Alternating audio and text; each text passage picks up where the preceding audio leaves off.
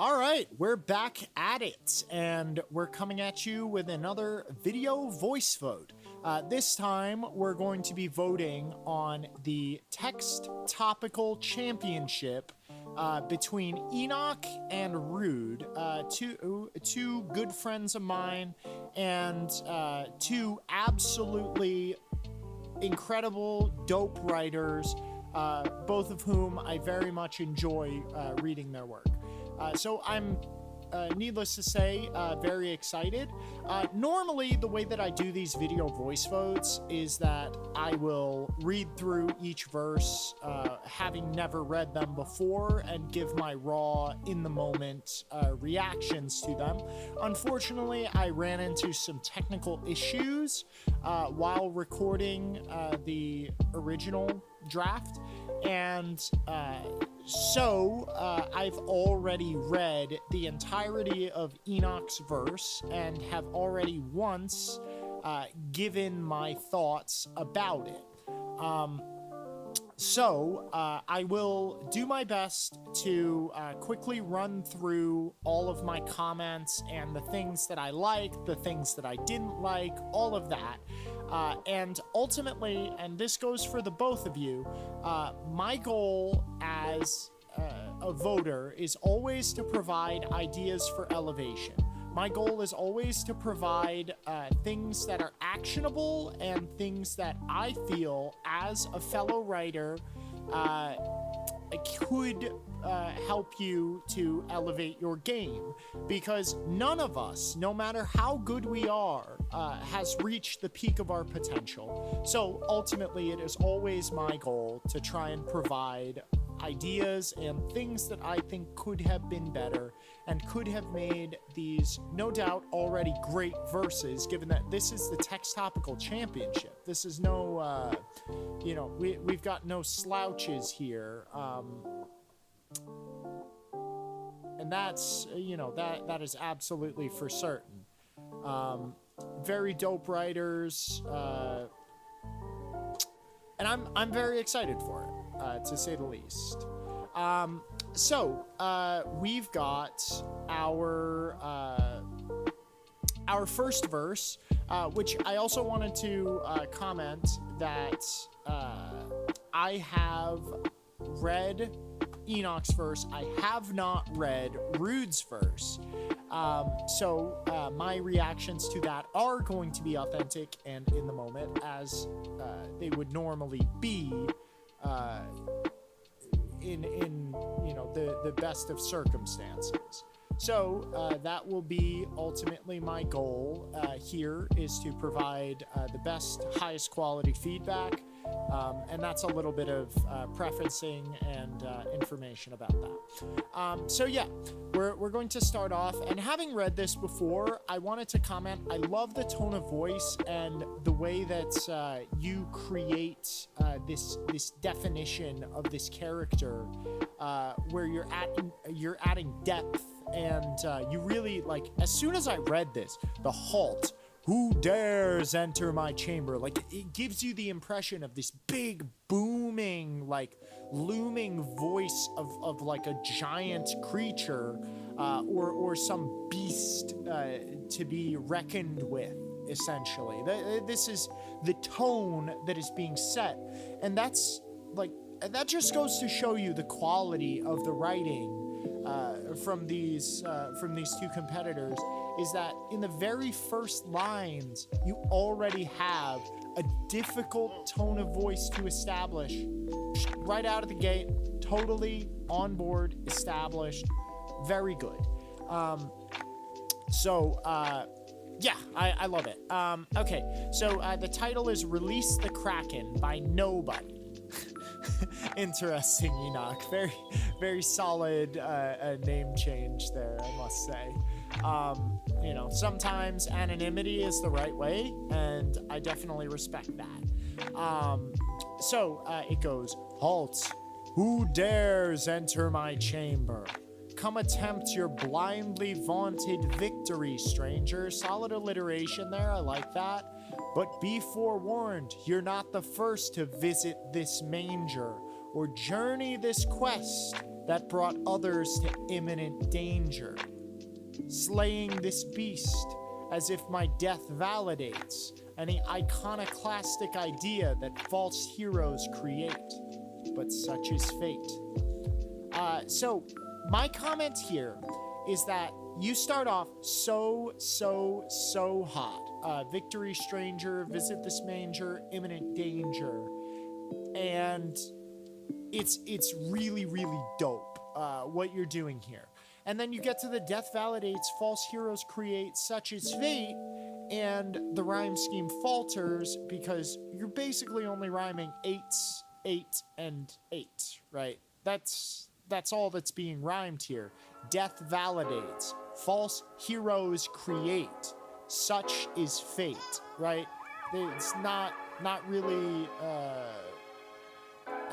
lining up the same way as you were in imminent danger, visit this manger, victory stranger, right? Like, so for me, the problem is that the quality of the verse preceding it was so damn high that for me as a reader, I'm like, I want more of that. I want more of that good. And hitting these lines, it's rocky, but it does a good job of establishing the tone, establishing the story, but for ideas for elevation, that's a comment right there. Slaying this beast as if my death validates any iconoclastic idea that false heroes create, but such is fate. See, I'm irrationally feared, a creature of sizable myth, surviving inside of a shadow, my legend widely eclipsed, lying dormant, oceanic overlord, quiescently perched.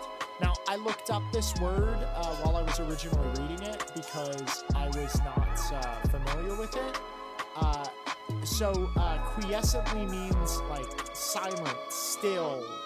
So when he's being quiescently perched, he's unmoving. No shaking, no idle animation or whatever. It's an interesting word choice, and again, given that I've already read this, that was one thing that I definitely really enjoyed with your verse, is that the word choice throughout was really solid, like very good, very enjoyable, and just all around, I think that was a standout element of this verse, is that the word choice is just like epic, right? It's really cool. So oceanic overlord quiescently perched, submerged on an abyssal shelf, I incessantly searched for certain peace that often failed to emerge. Each scale donned a scar, detailing a tale that unearths. So like this, incessantly searched, failed to emerge, quiescently perched, widely eclipsed, sizable myth, like really cool rhyme schemes thus far, and definitely something that I'm enjoying. Like it's really got me feeling excited about reading the rest of the verse. Obviously I've read it again, but I'm still trying to give you my perspective as it was when I was reading it. So this would have me excited, right? Triumph. Battles fought that slaughtered valiant scourge, who tried treading my waters when battalions surged. Like, I commented when I was originally reading this that thus far, to this point, this is the highlight right here. The valiant scourge, battalion surge, like that's such a cool flip of a rhyme scheme that you've got me hooked at this point. Like, I'm like, yes, let's go. Various challengers, all of whom, this should be whom, and I know I'm a total nerd for caring about that, but it's just, I don't know, I always aspire to try and do the best and be the best that I possibly can manage. So this is one of those things that it's like, it's a very small difference, but whom, and I this dare up here, a side note, because I did note it in my original one, but normally it would be who dares, and that's what we're most used to hearing, right? But who dare, this could be plural, I suppose, but then who dares also would work, so it's just unusual, this dare. Anyway, let's keep going. Various challengers, all of whom have tried to converge and died fighting for dreams I decried or diverged. This is cool. Every urge tempered by warnings in passage. Never set sail on high seas if storms are amassing. Beautiful. Really nice. Perhaps it would pass this daunting task I'm assigned. Confined to ward in these oceans, cast it aside, bind to my lair. I commented this in my original, but I know confined and bind, you're trying to make the rhyme scheme, but this should be bound, given that this is past tense, right? So the past tense of to bind is bound, right? You would be bound to your lair. You could bind something to your lair, right? But in this context where you're past tense, it should be bound, and that unfortunately doesn't rhyme. So, I mean, that's probably why you did it. A conscious decision rather than a mistake necessarily. But I wanted to point that out just because me as a reader, I see stuff like that, and it's not necessarily disappointing, but it's just one of those things where it's like a slight hit to the quality of the line when I know that there's an error there. Shackled by grief and despair, never touched the warmth of the sun or felt the breeze in the air. I love it. Just here. In depths so deep nobody visits this segment, where sounds mope around liquid hat rack rhythm sections. Like, this is such a cool, like, staccato, I think the term is, where it's like da da da da, something like that. I like it. It's like the roll that you do at the end of the 4 bars in typical time measure, reflecting maudlin tones, echoes melodically sung. I understand accomplishments, but can't see the logic in some.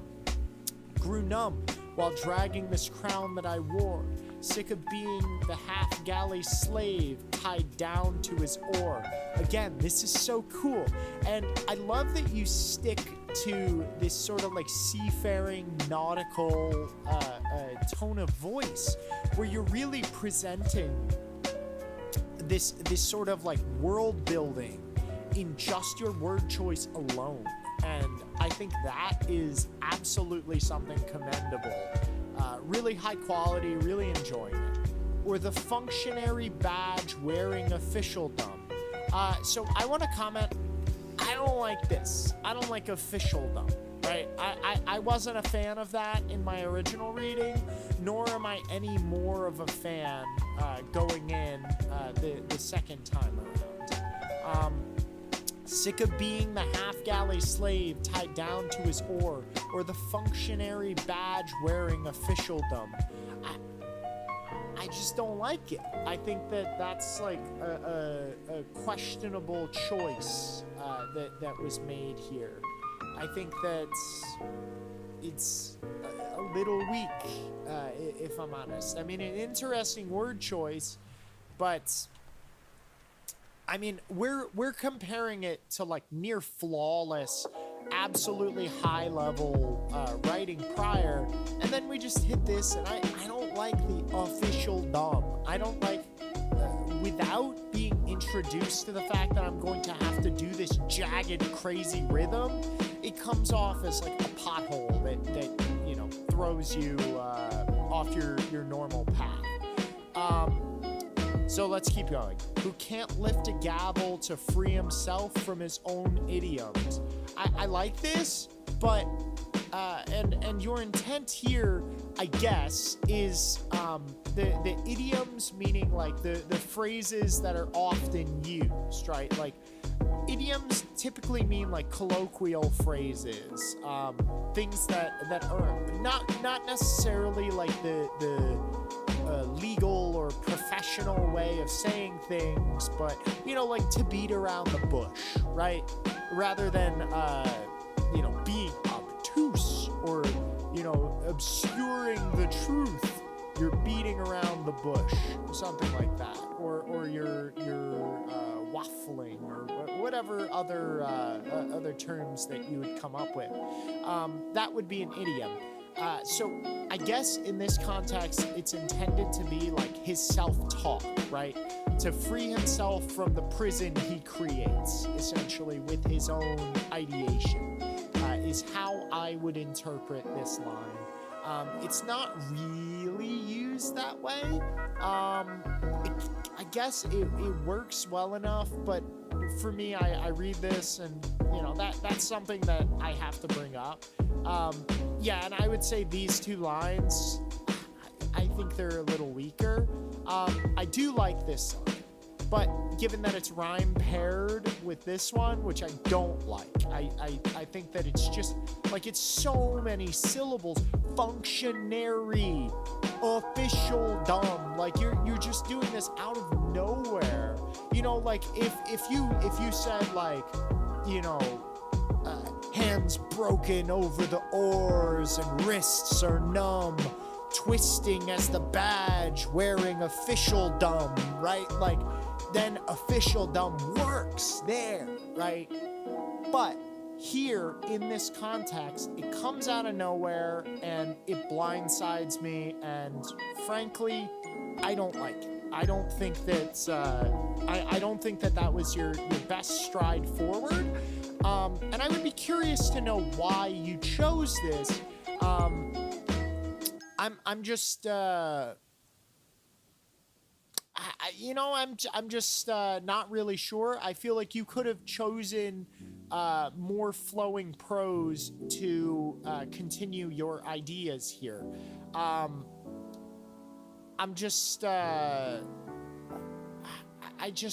don't love it. I think that's given the quality of the rest of the verse, it just makes me really laser focus on any missteps. So I have to point those out. Who can't lift a gavel to free himself from his own idioms. See, that's my conundrum. I quietly crafted myself. Each victory, a coquina block Masonic trap that I built. I looked this up as well, this coquina. Apparently it's rock that is primarily formed, I guess, of like, basically like, I think detritus? That's the word that comes to mind. But it's primarily formed of like shells and mollusks and things of that nature. So it's like the old sea life is what builds it. And again, sticking to the word choice of the sea is really giving me this strong feeling of cohesion in this verse, because every time that we're like introducing a new concept, you're throwing these things in, and it just keeps you right in that place where, like, you can almost taste the sea spray from how in the sea the word choice is. I really appreciate it. Each victory, a coquina block Masonic trap that I built in my stone prison walls, padded with barnacle shells that cut flesh to the bone when I'm attempting to scale and be free as those sailors who clandestinely dwell. To any nautical point of the earth their vessel can sail, nestled in freedom whilst I wrestled with hell. So much dead wood no amount of pruning reveals the pain beneath. So comment, I really enjoyed this part, right? I really enjoyed leading into this. but I feel like this line, and especially this portion, like the Deadwood, I can deal with, because again, you're kind of talking about the flotsam, right? Like little clutches of rotten wood that are floating atop the sea, from crashed vessels and all of that. It's a really cool image, but the pruning reveals, right? You keep with the attempting to scale, clandestinely dwell, vessel can sail, wrestled with hail, but then you hit the pruning, and all of a sudden, you're no longer linked to the scale, dwell, sail, hell. So I have to say it reveals rather than reveals, as you probably intended it to be, because of this pruning, right? And you could have found perhaps a different word that allowed you to stay in that same rhyme pocket that had an approximate meaning to this. I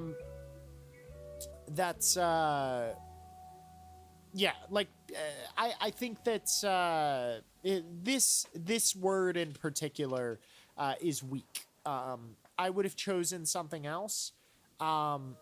And I guess that pruning, in this case, can also be the pruning of the skin, but I don't think that like an abyss,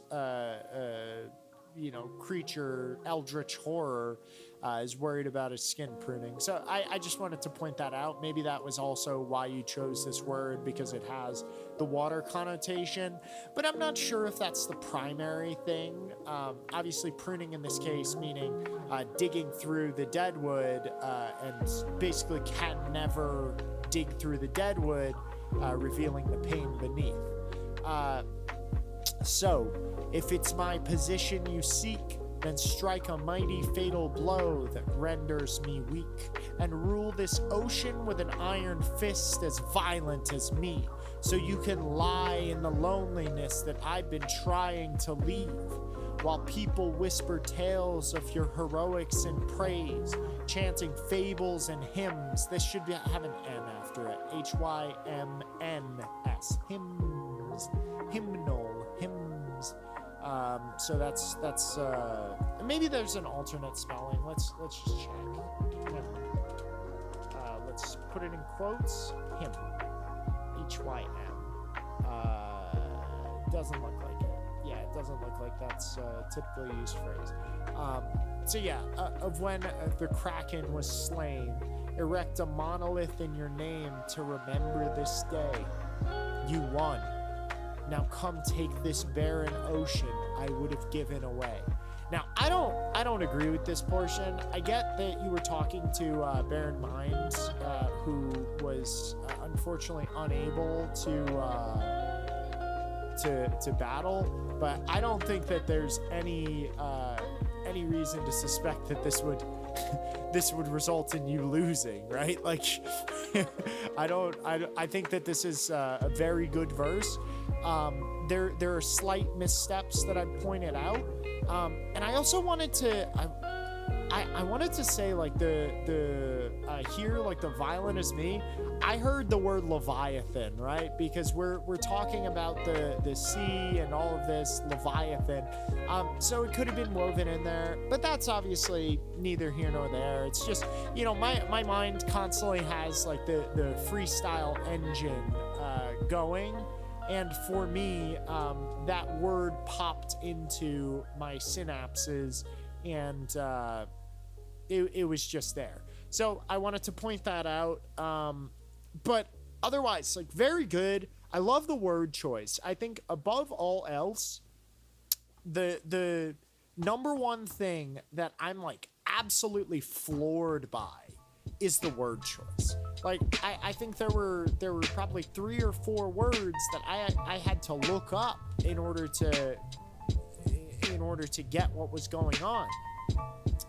And like, it's just very cool.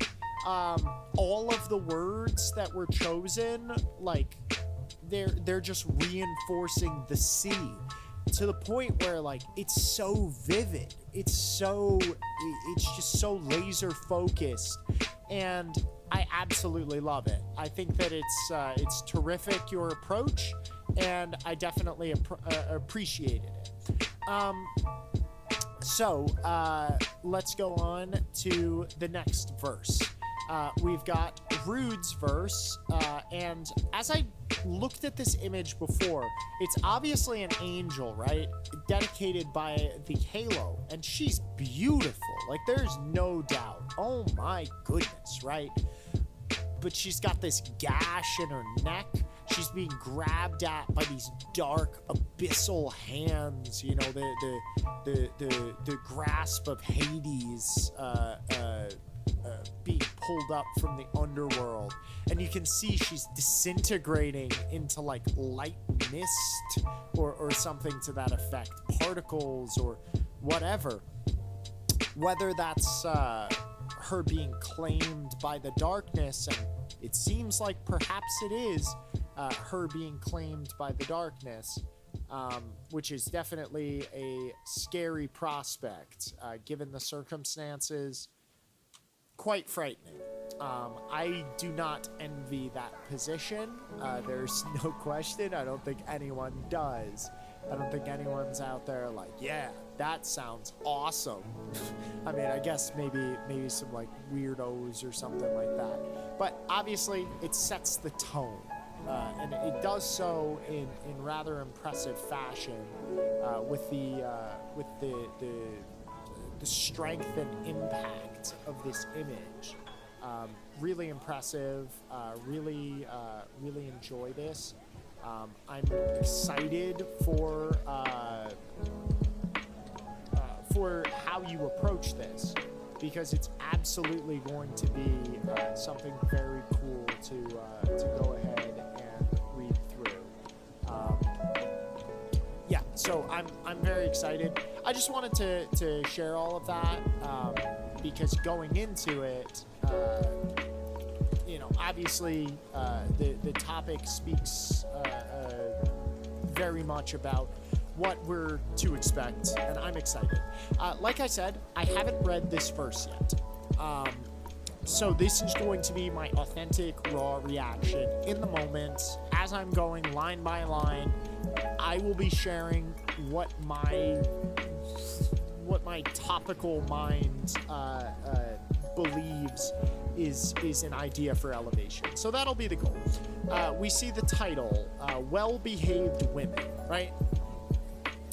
So I'm kind of interested, given the tone and given the implications of this image. It's like a fall from grace, or being dragged from grace almost. And given that well-behaved women seldom make history is like a very well-known like feminist like rallying cry, right? That's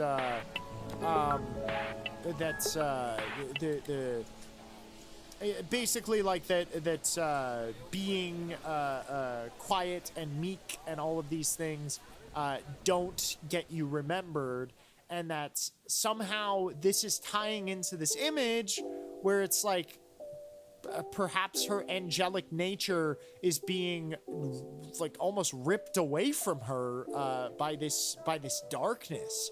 And that's such a cool concept. Like, I don't know how you're going to approach this. I don't know what you're actually going to do with it, but I know looking at it right now, I'm intrigued, and I'm definitely looking forward to seeing what you actually do with this. So yeah, I'm going to, with no further ado, get started in the reading of the verse. Okay, so well-behaved women, not wisdom. Although I guess wisdom is typically well-behaved. I don't know, the wise behaved typically. Don't make history, or either it's seldom. Ever since Ulrich inadvertently sown the seeds of rebellion. I like this old-timey language, and like the tone and the word choice it feels almost like like harkening back to like the Victorian era or something, you know, like you almost expect like the harpsichord in the background when describing these things based on the word choice. Like, it's so cool. She was seen as a hellion, made to leave for she's welcomed, because the scenes that she shared was turning dreams into bedlam. Without hope, life is short. Being a Rex, the fate it offered forth.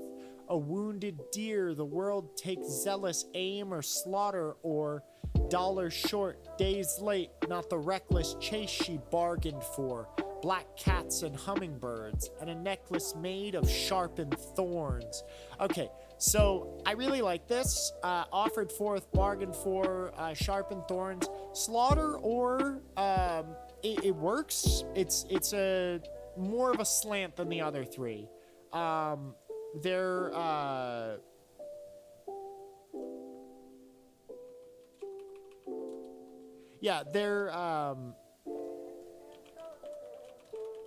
they're definitely closer to the rhyme pattern here. This offered forth, bargained for, sharpened thorns, right? But slaughter, or I guess bargained for, sharpened thorns, offered forth. But since you're starting with the offered forth, you get us in the offered forth slaughter, or, no, I guess slaughter or works. Never mind. I rescind my comments. I will, I guess, dig into it, later. Because, yeah, it's a great way to open. Without hope, life is short. Being a Rex, the fate it offered forth. A wounded deer, the world takes zealous aim to slaughter, or dollars short, days late, not the reckless chase she bargained for. Black cats and hummingbirds, and a necklace made of sharpened thorns. Zealous aim, wreck the fate it offered forth. Zealous aim to slaughter, or reckless chase she bargained for. Necklace made of sharpened thorns. Let's go! Ugh! Rude coming out here. So I wanted to comment on this Welcome Bedlam. This isn't quite as clean, Welcome Bedlam. But I think at that point it's kind of nitpicking. But ultimately my goal is, again, to provide both you and your opponent ideas for elevation, things that can help you make your verse better. In the future, things that you can try to apply, and action that you can take so that in the future you'll be able to elevate. So that's my goal. I think the Welcome Bedlam was a little bit of a misstep. Offered forth, slaughter, or bargained for, sharpened thorns. Very good. So I love the flow in this portion, right? But I think there's almost a trade-off in the way that it's written, where in order to keep the flow as tight and almost frantic as it comes out, I guess like it loses some of the clarity, because some of the language feels like less direct. I don't know if I would actually say that, but without hope, life is short. Being a Rex, the fate it offered forth. A wounded deer, the world takes zealous aim to slaughter, or dollars short, days late, not the reckless chase she bargained for. Black cats and hummingbirds, and a necklace made of sharpened thorns. No, I think it works just fine. I guess my initial my initial interpretation, I think, was off a little bit. Perhaps I wasn't prepared for what was coming in. So let's keep reading. If each stroke's a dose, she wondered, what good it'd do to laugh a lot. A broken column, but always stood astute like plastered rocks. I like this. Okay. Apologies are for the weak, but don't refute the aftershock. Oh, astute like plastered rocks. Could it do to laugh a lot? Okay, so she follows down the rabbit hole in pursuit of Jabberwocks. Oh, man. Calling up to Alice through the looking glass. Very cool. I really appreciate it. Introducing a lot of allusions to other literary works and ideas that have external presence. So very cool in that regard. Now she's chasing the dragon, trying to feel those distant vibes with the darkness, playing tug of war, clenching her from different sides. She can feel the lunar pull extending from the pending tides. This incendiary lifestyle, it limits her from instant highs. So, throughout here, like, it's close. Again, it's close in terms of the consistency of the rhymes, but it slightly deviates, right? She's chasing the dragon, trying to feel the distant vibes with the darkness, playing tug of war, clenching her from different sides. Clenching is a weird word here. It's just like, it has so many like weird connotations, like clench. When you say clench, you mean the cheeks, typically. So for me, reading this, I mean, like, obviously you can like clench your fist or something like that. But I think maybe clutching would have been, I don't know. It would have been a easier to stomach choice of phrase. Again, totally nitpicking, but worth pointing out just from me as a reader and trying to give the best feedback that I can. She can feel the lunar pull extending from the pending tides. This incendiary lifestyle, it limits her from instant highs. I love this, extending from pending tides, incendiary lifestyle. I love the little flip, right? You turn clenching her from extending from the pending tides, incendiary lifestyle, right? I love this flip into incendiary. I think that works really well, exceedingly well. I don't like the instant highs, and for the reason that we go distant vibes, different sides, pending tides, instant highs. So you make me lose these two lines, which it's a perfect match for. Distant vibes, different sides, instant highs. With the length of the lines, basically, if you're not continuing the rhyme is ending. Unless you're doing with internals to keep it consistent. But when you're changing it here, and I know that it's extending from the pending tides, right? But if you're gonna change it at that point, I feel like you have to either go one way or the other. Either go toward the different sides or the pending tides, because I don't know. I mean, I'll read it again. I'll see if I agree with my initial thoughts after a second reading. Now she's chasing the dragon, trying to feel those distant vibes with the darkness, playing tug of war, clenching her from different sides. She can feel the lunar pull extending from the pending tides. This incendiary lifestyle, it limits her from instant highs. It works, but even still, that's a comment that I think is worth making. Just something to take into consideration, essentially. This incendiary lifestyle, it limits her from instant highs. The ascent is gone, descend and fall, equipped with such a brilliant mind, often mad as a hatter, indignant as the self she sits beside, drowning in my miseries, the imagery, that's what the water gave me, and opposites attract is the song the pauper sang me. Cool. There's life then death, comfort, pain, no joy to balance sorrow if there's none to gain. cool. I like this.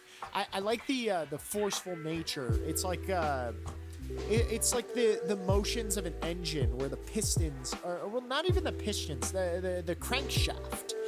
Really, this is the motion of the crankshaft that you're making, where it's like shoot, and then it pulls back, push forward, pull back, push forward, pull back, and it works very well to establish this idea.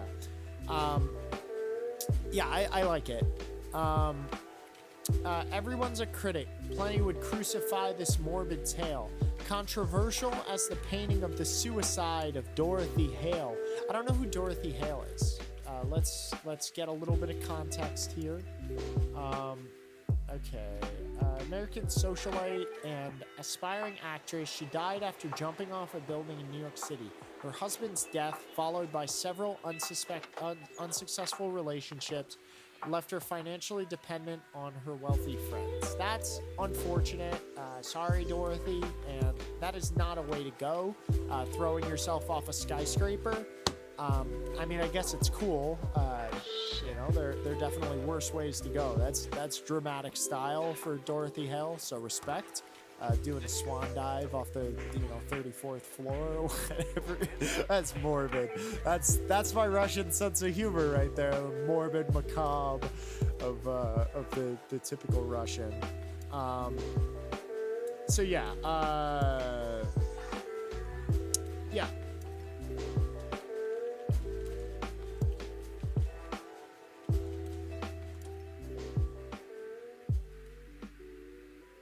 Okay, so controversial as the painting of the suicide of Dorothy Hale, a sordid trail of gore details, a few small nips, the thought of death. Thought of death isn't really introduced here, because you have sordid trail, gore details, and then you have this intermediate, a few small nips, right? Which isn't introduced anywhere else. So now, essentially, our brains are watching this section, and then you introduce a second portion that's, yeah,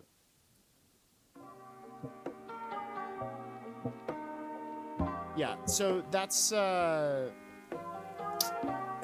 essentially, the second portion, which, I would say, wasn't quite in line with what was expected, because obviously you stick to this very tight and well-developed rhyme scheme, and obviously you deviate from it. That's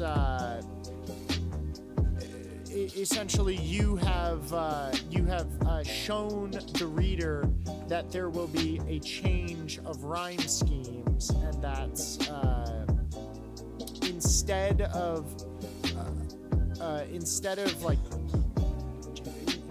changing to the scheme which is first introduced, you again change to a second rhyme scheme, which again, with the length of the bars, given that essentially these are 2-line bars for the most part in terms of like the musical definition of bars, you're essentially not rhyming for this entire line with anything that came before, at least not that is like evident and present.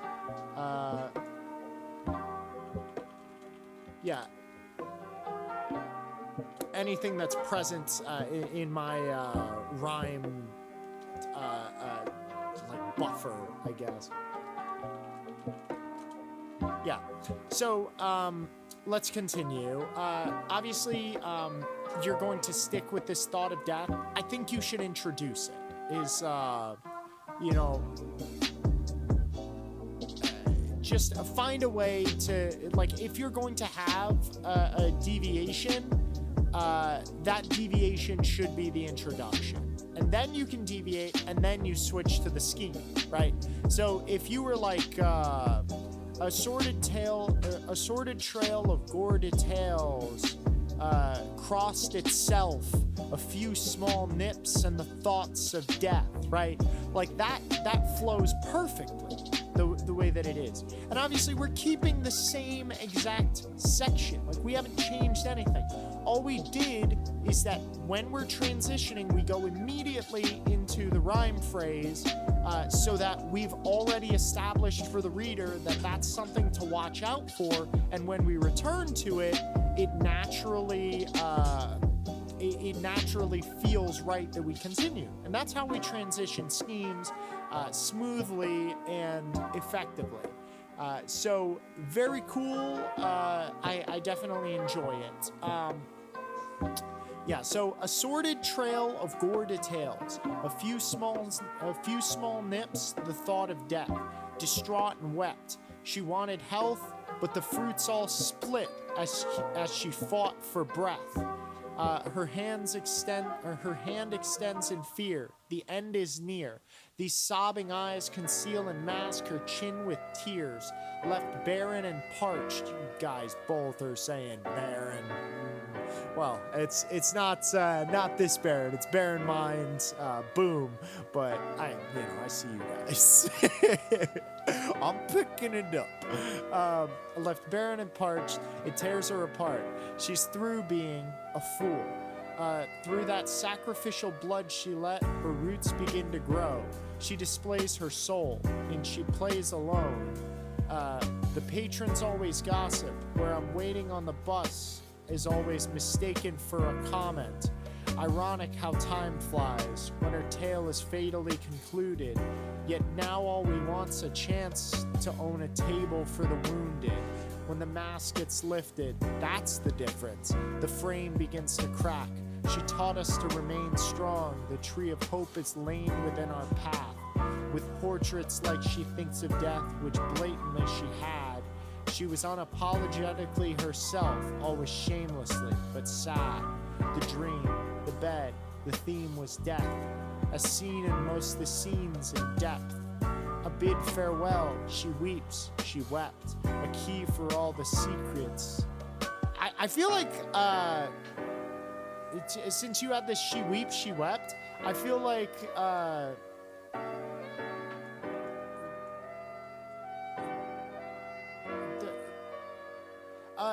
I feel like in this space here, you should have had another repetition of the she weeps, she wept.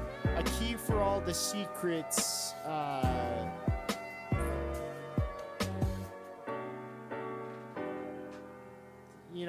Something. I don't know. That she ceaselessly. Ceaselessly. I guess ceaselessly, but no. That she. A key for all the secrets.